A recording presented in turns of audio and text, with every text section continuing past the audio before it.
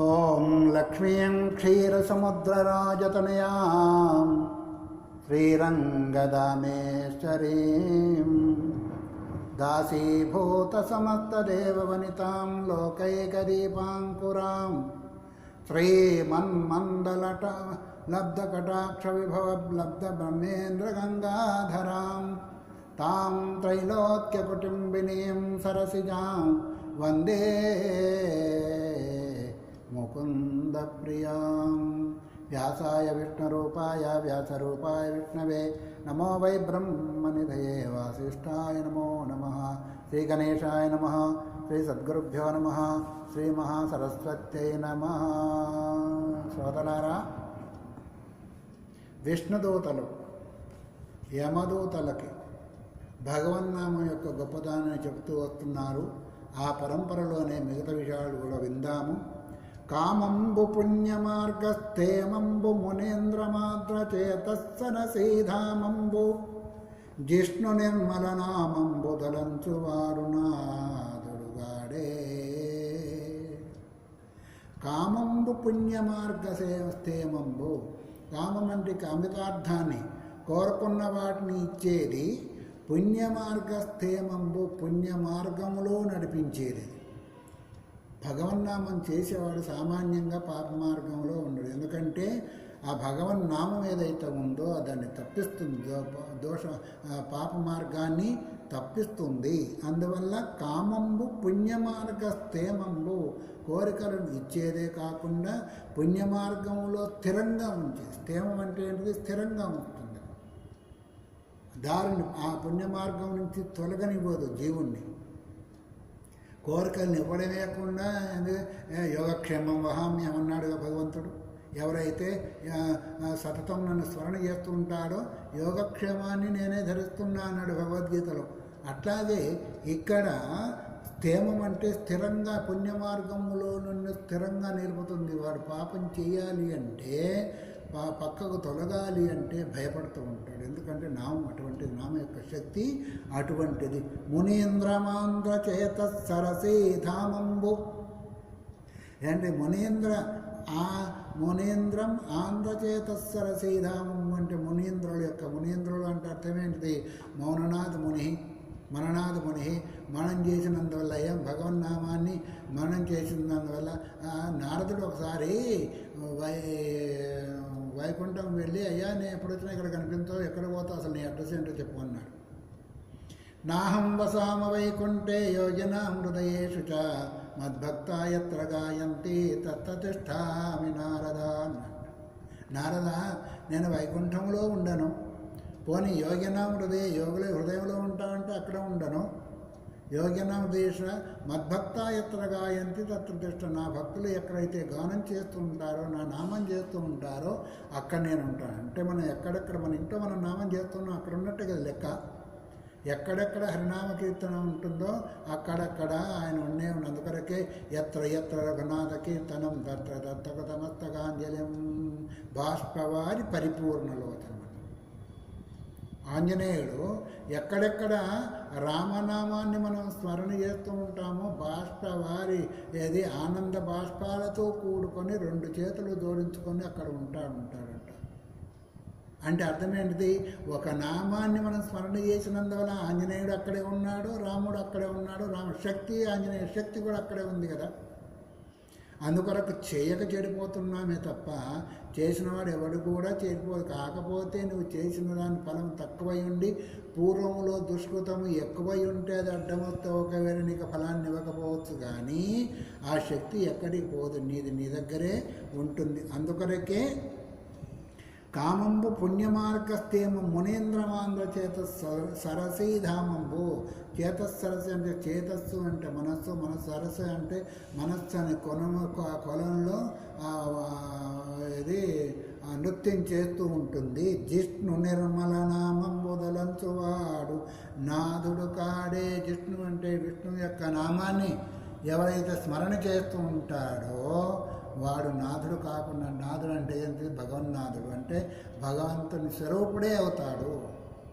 ఎట్లాగైతే తొమ్మిది ఒక పురుగును తీసుకొచ్చి పెట్టి పచ్చ పురుగును తీసుకొచ్చి పెట్టి దాన్ని తిరుగుతూ ఉంటే ఆ పచ్చ పురుగు తొమ్మిదిని స్మరణ చేసి చేసి చేసి ఎట్లాగే తొమ్మిది అయిపోతుంటుందో అలాగే భక్తుడైన వాడు ఆ నామాన్ని చేసి చేసి చేసి నాథుడు కాడే, అతను కూడా నాథుడు అంటే జగన్నాథుడైపోతాడు. అంటే స్మరణ చేసి చేసి భగవత్స్వరూపుడే అవుతాడని మనం గ్రహించాలి. అందువల్ల డెందంబు పుత్ర వలనను చెందినదని తలపవలదు శ్రీపతి పేరే చందంబునైన వలికిన అంతకధరుడందె కలడు నాదుండగుచున్. ఓ యమదూతలారా, డెందంబు పుత్ర వలన, డెందం అంటే ఏంటిది? హృదయమందుని పుత్రుని భావన చేసి తలచాడే కానీ భగవంతుని తలవలేదు, భగవన్ నామాన్ని తలవలేదు, పుత్రుని యొక్క పేరుని పిలిచాడను ఒకవేళ మీరు అంటారేమో. అది కూడా సరికాదు. ఎందుకంటావా? తన తలపవలదు శ్రీపతి పేరే చందంబునైన పలికిన. శ్రీపతి అంటే లక్ష్మీపతి యొక్క పేరును ఏ రూపములో పలికినప్పటికీ నీ పుత్రుని పేరుతోనో, పుత్రికా రూపం చేతనో, మిత్రుని రూపం చేతనో ఏ రూపములో పలికినప్పటికీ భగవంతుని పలికినట్టే పని. ఒక్క వేట వేసేశారు. కొడుకు పేరు పెట్టి పిలుచుకుంటాడా? మిత్రుని పేరా, పుత్రిక పేరా, పుత్రుని పేరా, ఇంకా అమ్మ పేరా, నాయన పేరా, తాత పేరా, ఏ పేరైనా కావచ్చు కాక ఆఖరికి పతి పత్నాలుగు ద్వారా పేర్లైనా కావచ్చు కాక ఏ చందంబునైన పలికన అందకధరుడు అందగలడు. అందకధరుడు అంటే ఆ విష్ణుమూర్తి అందులోనే ఉంటాడు నామములు. ఎందుకు? నామనామినో రభేద. శాస్త్రం ఏం చెప్తుందంటే నామము కలిగిన వాడికి ఆ అభేదం అని. ఇప్పుడు రామ అన్నాము, రామ అనే శబ్దానికి ఉన్నో ఆ పిండానికి భేదమా? భేదమైతే అసలు ఆ పిండం పెరుగునేప్పుడు ఓ రామయ్య అన్నాం అనుకోండి, ఆ రామయ్య పేరు ఏ శరీరానికైతే ఉందో అతడు పలుకుతాడా లేదా? అంటే ఈ నామానికి ఆ శరీరానికి భిన్నమా? అభిన్నమైంది కాబట్టి వచ్చా, లేకపోతే ఎవరినో అనుకుంటారులే, నేను ఎందుకు వస్తానంటాడు. అందుకొరకే నామనామినో రభేద. నామానికి నామికి అభేదం కాబట్టి నారాయణ అన్నా, కృష్ణ అన్నా, ఓంకారం అన్నా, శివ అన్నా, ఏదన్నా ఆ నామం ద్వారా ఏ ఉపాధి సూచింపబడుతుందో దానికి సంబంధించిందే.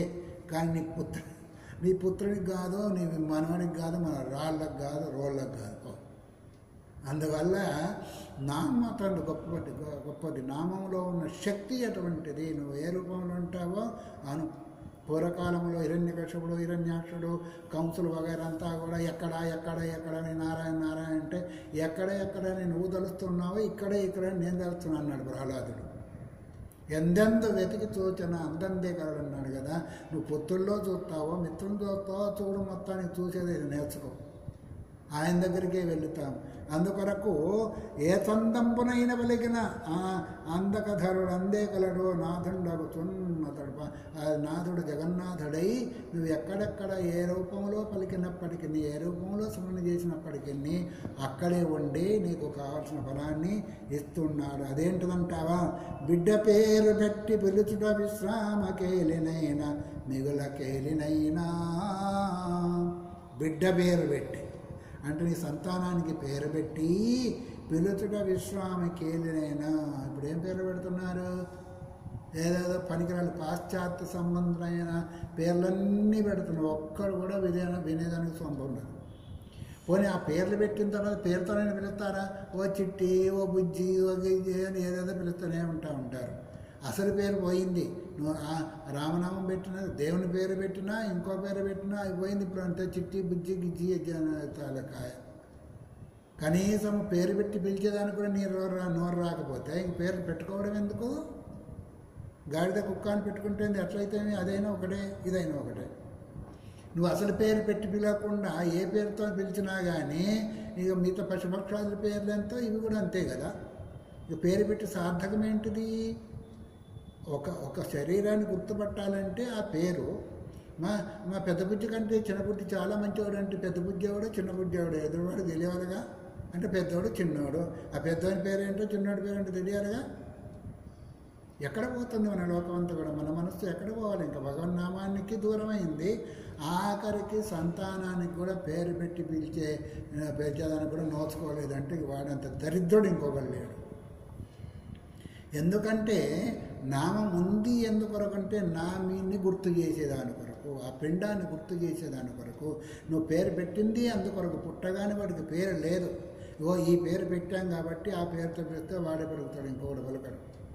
దేవదత్త అంటే దేవదత్తుడు, యజ్ఞదత్తుడు అంటే యజ్ఞదత్తుడు పెరుగుతాడు. కానీ అక్కడ బుద్ధి రావే అంటే ఎవరు రావాలా?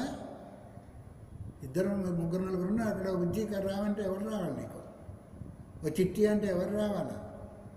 నువ్వు పేరు పెట్టుకుంటూ గంట పరిగెత్తుకొని వచ్చేది. అందుకొరకే భగవంతుడు కూడా లోగు కహతే హే భగవాన్ సునతే నహీ, ద్రౌపది కి తరా తుమ్ బులాతే నహీ. లోగు కహతే హే భగవాన్ సున్, మేము ఎంత పిలిచినా అని భగవంతుడిని మా మొరనే వినడం లేదంటారు కొంతమంది. కానీ ద్రౌపదికి తరా తుమ్ బులాతే నహి, ద్రౌపది ఎలాగైతే ఆర్తతో పిలిస్తే వచ్చాడో, గజేంద్రుడు ఎట్లాగైతే ఆర్తతో పిలిస్తే వచ్చాడా లేడా? లోగు కహతే హే భగవాన్ ఖాతే నహి, శబరికి తరా తుమ్ ఖిలాతే నహి. కొంతమంది అంటారు భగవంతుని పెడితే తినడం లేదంటారు. శంకరాచార్యులు చింతనంలో ఉన్నప్పుడు పాలు తాగమంటే తాగింది అమ్మ. దానికి బదులుగా మళ్ళీ స్తన్యపానం చేయించేసింది. స్తన్యపానం ఏం చేయించామమ్మా, నాకు మొత్తం శాస్త్రాన్ని పానం చేయించాలని పోయాడు. ఎందుకు చాలామందికి ఎన్ని పురాణాలు ఎన్ని చరిత్రలు తెలుపుతూ ఉన్నాయి, ఎంతమంది భక్తులను ఏ విధంగా అనుగ్రహించాడో భగవంతుడు భగవన్నామ స్మరణ చేసినందువల్ల. మనం చేయక చెడిపోతున్నాం. కనీసం బిడ్డ పేరు కూడా పెట్టి పిలవకపోతే నారాయణ ఇంకోడు సూర్యుని పేరు ఇంకోడు నీకు ఏ ఇష్టమైతే ఇష్టమైనప్పుడు అది మనం అనుకోకూడదు. కానీ మీ ముందు ఉన్న ఎన్టీ రామారావు గారి చూడండి, వాళ్ళ కొడుకులకు పేరు అందరూ కృష్ణే. ఏదో రకంగా కృష్ణ కృష్ణ కృష్ణ అని పెట్టారు. ఈ కాలం వాడు ఆయన సినిమా యాక్టరే కావచ్చు కాక తన సొంతానికి బాలకృష్ణ అని, హరికృష్ణ అని, ఇంకో కృష్ణ అని, అన్ని కృష్ణలే. వాళ్ళని చూసుకొని నేర్చుకోవద్దు మనం. ఒక్కడికైనా కృష్ణ శబ్దం లేకుండా పేరుందా చూడండి. అందుకొరకే బిడ్డ పేరు పెట్టి పిలుచుట విశ్రామ కేలినైనా. నువ్వు ఎగతాలితే పిలిచినా పర్వాలేదు. నువ్వు చిన్ని కృష్ణుడివయ్యా అని అన్నావు అనుకో, అట్లయినా పర్వాలేదు. చిన్ని కృష్ణుడు ఉన్నట్టుగా ఉన్నావే, చిన్ని కృష్ణుడు తిన్నట్టుగా ఉన్నావే అని నువ్వు ఎగతాళిగా పిలిచినా పర్వాలేదు. ఆయనకి ఎగతాళి ఏంటి? ఆయనకు శరీరము వగైరా ఉంటే కదా. నా భక్తుడు ఎలా పిలిచి నీకేం బుద్ధి లేదా అన్నాడు అనుకోండి భగవంతుడు. నీకేం బుద్ధి లేదా అంటే నీకు కోపం వస్తుంది, కానీ భగవంతునికి కోపం రాదు. ఎందుకు? ఒక బుద్ధే కదా, ఆయనకి ఏమీ లేదు. అన్నీ ఉన్నాయి మనకు. బుద్ధి లేదు, మనసు లేదు, ఇంద్రియాలు లేవు, అసలు శరీరమే లేదు. నిర్గుణుడు, నిరాకారుడు. ఇప్పుడు ఎందుకు వచ్చాయంటే నిన్ను ఉద్ధరించడానికే ఇది మాయామయం శరీరం చేస్తుంది. ప్రకృతిని తామష్టాభ్య సంభవామి యుగే అన్న. ప్రకృతిని ప్రకృతి ఆధారంగా తీసుకుని ఆయన కర్మ లేదు కాబట్టి శరీరం లేదు. అందులో నువ్వు ఏ రూపంలో చేస్తావు? నువ్వు ఎగతాలు చేస్తే ఆయనకు అయ్యేదేమి, నువ్వు స్తుతి చేస్తే ఆయనకు పోయేదేమి? వచ్చేది లేదు, పోయేది లేదు. బిడ్డ పేరు పెట్టి పిలుచుట విశ్రామ కేలినైనా మిగుల గేలినైనా. ఆడుకుంటున్నైనా పిలువు, నువ్వు తిట్టుకుంటానైనా పిలువు. కొంతమంది కోపం వస్తే మందిరాల్లో పోయి ముసలమ్మలు తిడుతూ ఉంటారు. అదైనా మంచిదే ఆయనకి. ఆయన తిట్టు లేదు, స్తుతి లేదు. ఆయన పట్టించుకుంటే కదా నువ్వు కావాలనేది ఇస్తాడు. అంతవరకే నువ్వు ఎలా పిలుస్తూ ఉన్నావో లోపల భావం చేస్తున్నావు. భక్త్యా తిష్టతి కేవలం నచగుణైర్ భక్తి ప్రియో మాధవ. భక్త్యా తిష్టతి, నీ భక్తి చేత సంతోషిస్తాడే కానీ వస్తుప్రియుడు కాదు, భక్తి ప్రియుడు భగవంతుడు. ఎంతోమందిని చూడండి. విదురపత్ని అరటి గుద్దంతా కింద పడేసి తొక్కలు నోట్లో పెడితే మేక వేసినట్టు మేశాడు. అది విదురుడు అయ్యో పాపం చేస్తున్నాను పోయి తొక్క పారేసి గుద్దు పెడితే తొక్కుకొని ఉమ్మేసి. ఏమో ఇట్లా చేసామంటే ఆమె తొక్క పెడుతుందానా నేను తొక్క తింటున్నాను. మేమిద్దరు మాకు అసలు తొక్క అనే భావనే లేదు. నీకు ఇది గుజ్జు ఇది తొక్క అని భావన ఉంది కాబట్టి నాకు రుచించలేదు పొమ్మన్నాడు ఆయన. ఎక్కడ పోతున్నాం మనం? అందుకొరకు రూపాన్ని చూడు. నువ్వు కురూపివా, నువ్వు సుందరమైనవా, నువ్వు అందమైనవా, ధనాన్ని చూడవా, ధనాన్ని కూడా చూడు ఆయన. కుబ్జాయా కిం నో నామరూపమధికం కింతత్సుధాంనో ధనం. కుబ్జకి ఏ రూపం ఉంది? ఎన్ని వంకరలు ఉన్నాయి? గూనిది ఆ గూని కాలు మీద కాలేసి గూని తీసేసిన సుందరవతిగా చేసేసాడు. కింతత్సుధాంనో సుధాముడు కుచేలుడు అన్నట్టు అంటారు కదా.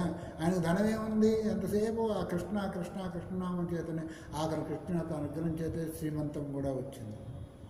అందువల్ల బిడ్డ పేరు పెట్టి పిలుస్తావో, ఇంకో పేరు పెట్టి పిలుస్తావో, కేలిని పిలుస్తావో, గేలిని పిలుస్తావు. గేలి అంటే అవమానం, కేలి అంటే ఆనందించడం. ఇప్పుడు ఎవరో వెంకటేశ్వర స్వామి ఒక మహాస్వామి దగ్గరకు వచ్చి పాచికలాడుతుండేవాడంట. ఎక్కడి నుంచి వచ్చింది ఆ శక్తి? తను చేసిన అతని నుంచి వచ్చేసింది. అందువల్ల మనము చేయక చెడిపోతున్నాము భావం లేకుండా అసలు ఇంకా అక్కడ దాకా ఎందుకండి, దేవుడు ఎక్కడున్నా ఉంట కనిపించడం ఆయన దగ్గర కూడా వచ్చారు కొంతమంది. ఉన్నాయని కనిపిస్తున్నాయా నీకు? నీ ఆకలి నీకు కనిపిస్తుందా? అది అనుభవిక వేద్యం తప్ప కనిపించేది కాదు. నీ బాధ నీకు కనిపిస్తుందా? అనుభవిక వేద్యం. కొన్ని అనుభవిక వేద్యం, కొన్ని ఏమో ఇంద్రియాలకు గోచరించేటిగా ఉంటాయి. కనిపించినంత మాత్రాంత లేడని కానీ, కనిపించేటి ఉన్నాయని కానీ, అక్కడ అల్లంత దూరంలో ఆకాశం భూమి ఆనుకున్నట్టు ఉంటుంది. అది అనుకుంటా దూరపు కొండలు నునుపన్నట్టు ఎక్కడో దూరంలో కొండ ఉంది, అది నునుపగా ఉంటాయా? ఉండవు. అందుకొరకు మనకు అనుభవానికి వచ్చింది కాకుండా అనుభవం రాంది కూడా భగవంతుని యొక్క అనుగ్రహ రూపంలోనే మనము గ్రహించగలగాలి. అందుకొరకే కేలినైనా మిగుల గేలినైనా పద్య గద్య గీత భావాత్తములనైనా. నువ్వు పద్యం పాడుతూ అన్నమాచార్యులు పాడాడు, రామదాసు పాడారు, ఎంతోమంది కీర్తనకారులంతా కూడా పాడి పాడి పాడి పాడి మెప్పించారు. కొందరు ఆడి ఆడి నృత్యం చేసి మెప్పించారు. పద్యం చేత నువ్వు స్మరణ చేస్తావా, గద్యం చేత దండకాదుల చేత? గద్యం అంటే ఏంటి? వచనం. వచనం చేత చేస్తావా, పద్యం చేత చేస్తావా, ఎట్లా చేస్తావో చెయ్యి. కొన్ని వేల కీర్తనలు రాశారే అన్నమాచార్యులు. అంత భగవతత్వానికి సంబంధించినది రాశారే. బ్రహ్మం ఒక్కటే, పరబ్రహ్మం ఒక్కటే అని ద్వైతాన్ని సూచించారు, అద్వైతాన్ని సూచించారు. మొత్తానికి ఏదో స్వీకరించమో ఏదో రూపంలో భగవన్ మార్గోన్ముఖులవుతారని ఆయన అంత కష్టపడి రాశారు. ఆయన కూడా భగవంతుల్లో లయము అయిపోయాడు. అందువల్ల ఈ విధంగా మనం చూసినట్టయితే గీత భావార్థములనైనా భావం చేయు. నీకు నోరు పనిచేయలేదు, గీతం పాడలేదు, లేదా గద్యము రాలేదు, భావార్థం అంటే మనస్సుతో భావించు. భావశుద్ధి జ్ఞానసిద్ధి అన్నాడు మలయాళ స్వామి గారు. నీ భావం ఎటువంటిదో అలాంటి జ్ఞానం సిద్ధిస్తుంది. అందుకొరకు భావించు. నీకు నోరు పనిచేయలేదు, కాలు చేతులు పనిచేయలేదు, కళ్ళు మూసుకొని హాయిగా భావన చెయ్యి. ఎవరొద్దన్నాడు? కమలనయనదలప కలుషహరము. కమలనయన్ని దర్శనందువల్ల, కమలనయుడు ఎవరు? భగవంతుడు. భగవంతుడు కమలనయుడు అన్నాడు. కమలనయుడు అంటే మనకు ఒకటి గుర్తొస్తుంది, మహిమ స్తోత్రంలో ఒకటి, హరిస్తే సహస్రం కమల బలిమాదాయ పదయోర్ యదేకో నేతస్మిన్ నిజముదహరం నేత్ర కమలం గతో భక్తిద్రేక పరిణతిమసో చక్రవపుష. హరి విష్ణుమూర్తి రోజు 1000 కమలాలతో శివుణ్ణి పూజించాలనుకున్నాడు. మనకు విష్ణుడు అంటే ఒకరికి గిట్టదు, ఒకరికి శివుడు అంటే గిట్టదు, వాళ్ళు ఒకటే. రామనామాన్ని స్మరణ చేశాడు శివుడు. శివుణ్ణి పూజించి లంకకు వెళ్ళాడు రాముడు. ఏది విష్ణుస్థ హృదయం శివ, శివస్థ హృదయం విష్ణు అన్నట్టుగానే వాళ్ళు ఒకటే తత్వం కాబట్టి ఎందుకో మరి ఆయన కమలన ఏది 1000 కమలాలతో పూజ చేయాలనుకున్నాను 40 రోజులు. భక్తిలో పరీక్షాకాలం వస్తుంది. పరీక్షాకాలంలో నెగ్గితేనే భగవద్ సాన్నిధ్యాన్ని పొందగలుగుతాడు. అక్కడ పోయినటువంటి 40వ రోజు 1000 కమలాలతో పూజ చేశాడు. 999 అయింది. ఇక అక్కడ పరీక్ష చేయాలి కదా. భగవంతుడు ఏం చేశాడంటే శివుడు ఒక కమలం లేకుండా చేశాడు. అక్కడ చేస్తే చూస్తే లేదు, చేయబెట్టాడు. ఈ పూజ చేసేప్పుడు ఏంటంటే లేవకూడదు, ఇతరులతో మాట్లాడకూడదు, అది ఖండితమైపోతుంది. అందువల్ల ఏం చేయాలనుకున్నాడు? కమలనైనా కమలనైనా కమలనైనా అని భక్తులందరూ కూడా నన్ను స్మరణ చేస్తూ ఉంటారు కదా. అంటే నా కన్నులు కమలం మాదిరిగా ఉన్నాయి కాబట్టే కమలనైనా అంటున్నారు. ఇక్కడ ఒక కమలము తగ్గింది. అందుకొరకు నా నయన రూపంలో ఉన్న కన్నును తీసి భగవంతుని కన్ను తీసేసి శివార్పణను పెట్టేసేసారు. అప్పుడు గతో భక్తుద్రేక పరిణితమ సౌచక్రవపుష. ఆ భక్తి ఉద్రేకం చేతనే ఇదే కమలం ఎప్పుడైతే కన్ను అనే కమలాన్ని పెట్టాడో శివుడు ప్రత్యేకమయ్యాడు. ఏమిచ్చాడు? చక్రాయుధాన్ని ఇచ్చాడు. చక్రవపుష సమస్త లోకాన్ని కాపాడేది ఇప్పుడు ఆ చక్రమే అయింది. అందుకొరకు కమలనయను తలప కలుషహరము. కమలనయుడని పరమాత్మను స్మరించినట్టయితే కలుషాహారము, కలుషాన్ని అంటే మనలో ఉన్న దోషాలంతా కూడా హరించి వేస్తూ ఉంటుంది అని ఈ విధంగా ఎవరు బోధిస్తున్నారు? విష్ణు దూతలు యమదూతలకు బోధిస్తున్నారు. ఏ విధంగా బిడ్డ పేరు పెట్టి పిలుస్తాము, ఇంకో పేరుతో మొత్తాన్ని పిలువ, నామాన్ని అనిపించు. నీవు అను, నీ పిల్లలతో అనిపించవు. నీవు అను, నీ ఒక దగ్గర ఇద్దరు భార్యాభర్తలు ఉండేవాళ్ళంట. భార్యాభర్తలు ఉంటేనేమో భార్య ఏమో భక్తురాలు, భర్త ఏమో సోమరి, తర్వాత ఏది నాస్తికుడు. అయ్యా ఒకసారన్నా అనవయ్యా అని భార్య ఏమో భార్త ఉండేది. ఇప్పుడేమొచ్చిందిలే అంతకాలం చేయొచ్చులే అని అంటుండేవాడు ఆయన. తర్వాత ఏం తోచలేదు ఈయనకి. ఏదో ఒకసారి జబ్బు వచ్చేసేసి మంచాన పడ్డాడు. డాక్టర్ వచ్చి మందులు ఇచ్చాడు. మందులు ఇచ్చిన తర్వాత ఇదే సందనుకుంది ఆవిడ. ఆయన మందులు ఇవే, నాకు రోగం ఎక్కువ అవుతుంది అంటే, ఇస్తాను ఇప్పుడు ఏం తొందరలే, తర్వాత ఇస్తానులే అంది ఆమె. ఎందుకంటే ఆయన పాట కదా ఈ పాట కూడా. భగన్నామం అంటే ఇప్పుడేం తొందరలో ఇచ్చింది అని చెప్పాడు కదా. ఏమో కూడా ఇప్పుడేం తొందర రేపిస్తానులే, ఏమైంది, నాకు రోగం వచ్చినా బాధపడతా ఉంటే రేపిస్తానంటే రేపు ఇవ్వచ్చులే, ఎల్లుండి ఇవ్వచ్చు, ఎల్లుండి. నువ్వు భగన్నామం చెప్పమంటే ఇప్పుడేం తొందర వచ్చిందే, రేపు చేస్తా, ఎల్లుండి చేస్తా, బస్సు వచ్చేప్పుడు చేస్తా అన్నావే, మరి ఇప్పుడు మంది ఎందుకు కావాల్సింది నీకు అంటే అప్పుడు టర్నింగ్ పాయింట్.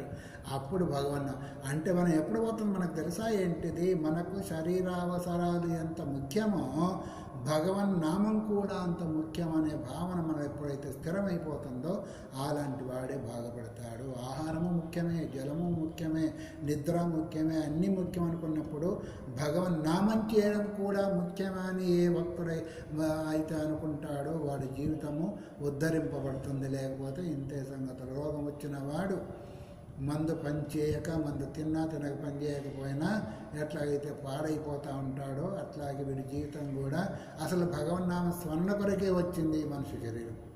మిగతా శరీరాలకు అవకాశం లేదు. భగవన్నామ స్మరణ చేయలేవు, భగవంతుని పూజించలేవు, భగవత్ సంబంధంగా దాన ధర్మాలు చేయలేవు. అన్ని రకాలైన అనుకూలమైన శరీరం భగవంతుడు ఇచ్చినందుకు భగవన్నామం కనీసం ఒక గంట సేపు అయిన చేయలేకపోతే వాడికి మనిషి శరీరం వ్యర్థం. విచారించండి మీరు.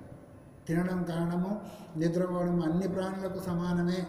కానీ భగవన్నామం చేసుకోవడం ఒక్కటి మాత్రమే మనుషుని యొక్క విధి. మహతా పుణ్యనాన్ని మనం చెప్పుకున్నాం నిన్న. గొప్ప అయిన పుణ్యం అనే ధనం చేత మానవ శరీరాన్ని తెచ్చుకున్నాం కాబట్టి ఎట్లయినా విలువ. కూలిన చోట కొట్టబడి కుందిన చోట మహాజ్వరాదలం రేలిన చోట. కూలిన చోట పోతూ కింద పడ్డావు, అయ్యో అనేదానికంటే, అరే అనేదానికంటే రామ కృష్ణ కింద పడ్డప్పుడు అయ్యో అనకుండా రామ కృష్ణ అను. కూలిన చోట పోతూ కింద పడ్డావు, రామ అను, కృష్ణ అను, శివ అను. ఇంకో నామ ఏది నీకు ఇష్టమైతే అది కూలిన చోట అయ్యయ్యో అనుకుంటే వాడంట చావు దశకు వచ్చాడు. జీవితాంతం అంతా కూడా నామం చేయమంటే చేయలేదంట. చేయకపోతే వీళ్ళు ఏం చేశారంటే ఏం చేయలేదు, పోతాడు ఎట్లాగో నార తీసుకుపోయాడు. నార జనపనార ఉంటుంది కదా, తాళ్ళు వేంతా ఉంటారు.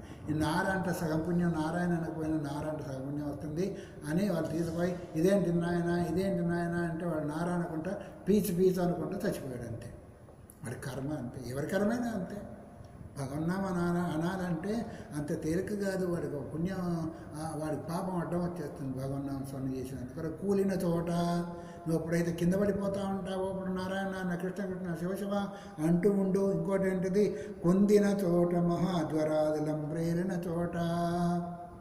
క్రిందిన చోట అంటే నీకు ఏదో బాధలు కలుగుతున్నాయి. అప్పుడు మహాజ్వరాలు వచ్చినప్పుడు అయ్యా అమ్మ అనేదంటే రామ కృష్ణ శివాను.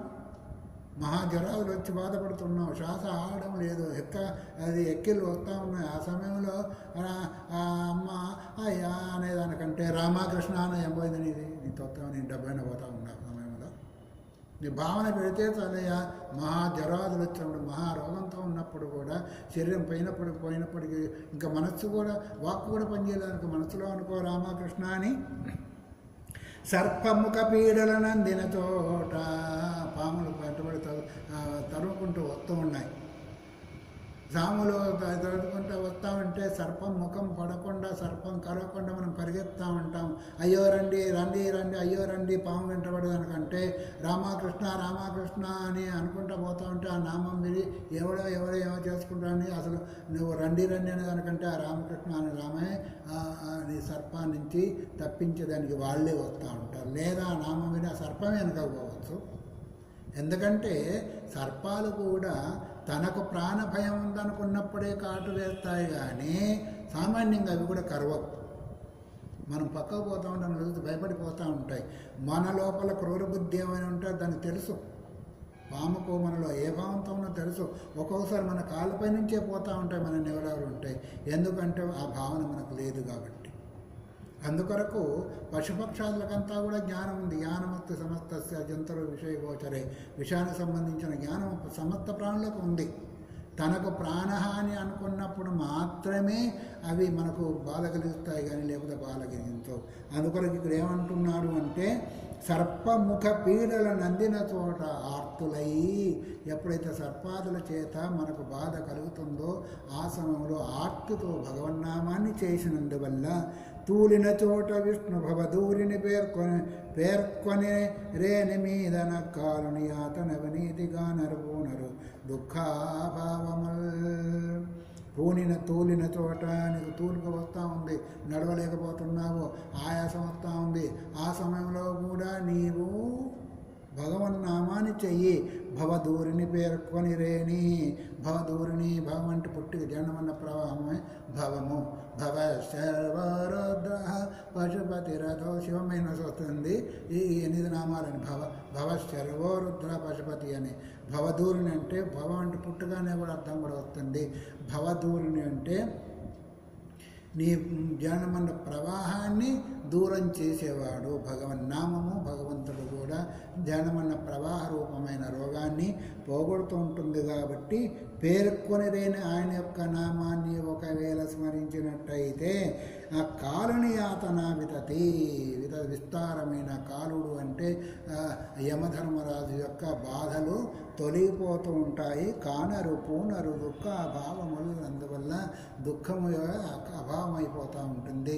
భగవంతుని యొక్క నామము హరినామ స్మరము ఇలాంటిది. కాబట్టి అజామిలుడు కూడా తన బిడ్డ పేరు పెట్టుకొని పెంచారు. కాబట్టి మీరు తీసుకుపోయేదానికి అవకాశము లేదు అని ఈ విధంగా విష్ణుదూతలు యమదూతలకు బోధిస్తూ ఉన్నారు.